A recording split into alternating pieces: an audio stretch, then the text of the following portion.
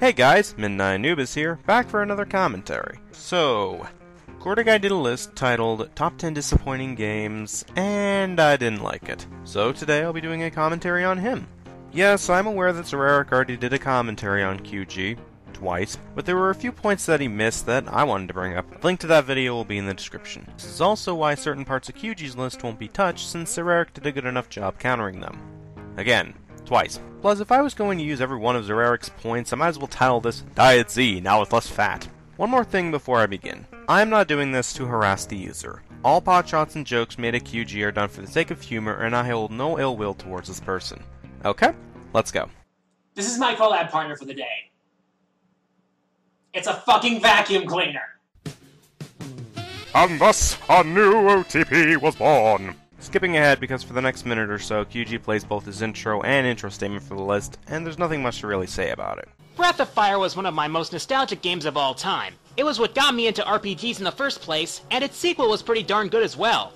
I sadly have never played 3 or 4, though I hear they're pretty great. However, during my college years, I realized that a 5th game, called Breath of Fire Dragon Quarter, slipped under my radar. Given my past experience with the series, I decided to rent it. Suffice to say, I was less than impressed. So, let me get this straight. You rented this game when you were in college.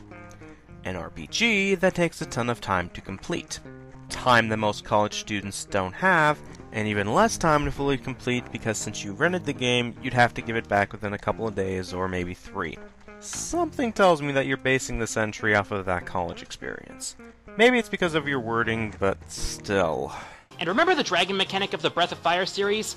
Yeah, you want to avoid using it when possible in Dragon Quarter, otherwise it could consume you, resulting in an instant game over. Again, I get what Capcom was going for, but I didn't make a contract with Cube, I just want to play my game through. Well, there's always hope that Breath of Fire 6 will make things better. Oh crap, it's on mobile. Even though it also says PC in that article. Did you even look at that pic before putting it in?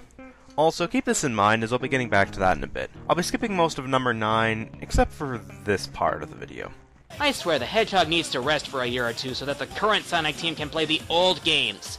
Maybe focus on Sega's other series while they're at it. Where's my Rhythm Thief sequel already? Yeah, I want Rhythm Thief to be milked to death instead of Sonic! Wait, what? I'm gonna be skipping a Shadow of the Colossus bit for 2 reasons. 1, I never played it, and 2, Bob already covered most of the issues that QG brings up for this game when they did a commentary on meta, so a link to that commentary will be in the description as well. As for numbers 7 and 6, which I'll also be skipping, I have nothing to say on them, so moving on to number 5. Unlike the Budokai games that are deep and involved, Taiketsu is little more than your generic button-mashing Street Fighter wannabe. Most fights are condensed to hammering on the buttons until one of you falls down. Here's my issue with this point. Most fights are condensed to hammering on the buttons until one of you falls down. Most fights are condensed to hammering on the buttons until one of you falls down. Most fights are condensed to hammering on the buttons until one of you falls down. It can be applied to pretty much any fighting game out there. How is this an issue only Taiketsu has?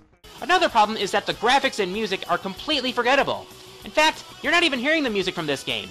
You're hearing music from Budokai 3, which is honestly much better. So instead of proving your point about the music being bad by using a song from the game, you use a song from a completely different game. A song that sounds like Hunting High and Low by Stradivarius. Wait, Stradivarius? Oh shit!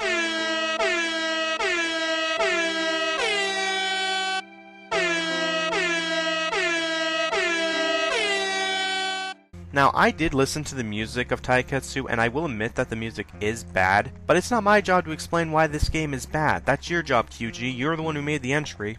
The animation does very little to do the source material justice either. Making an already forgettable game even worse, however, is the distinct lack of options available. When you compare the enormous rosters of games like the Tenkaichi line to the 16 fighters in Taiketsu, the difference is indeed real. Are you serious, QG?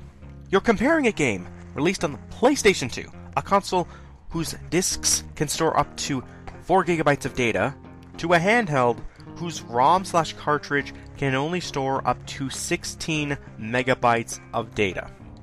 Okay. Hell, you didn't even need to compare Taiketsu to the Budokai games because there were other DBZ handheld games released before this game came out that had more characters and options like Legendary Super Warriors. Hell, you could have compared the roster/options to fighting games on the Game Boy Advance like the Street Fighter games or any of the Mortal Kombat games. But no, compare a GBA game to a PS2 game. While you're at it, why don't you compare apples to oranges? On top of that, the unlockables are pretty much limited to the kind of stuff you could find online with better quality for free.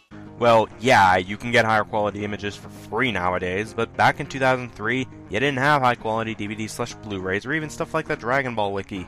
Yes, it's pointless now, but I doubt the developers made the game under the impression that someone would complain about it years later when better quality pics came out. Skipping the next few entries because I haven't played them. But as for your X7 entry, remember when I said to keep this bit in mind when I was talking about the Breath of Fire entry?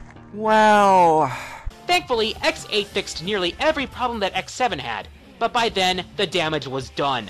The X series had fallen out of favor, and as a result, X8 and Command Mission suffered in sales. The worst part is that Capcom was considering making Mega Man X9, but after the previous games flopped, they made a remake of the original instead. Proof?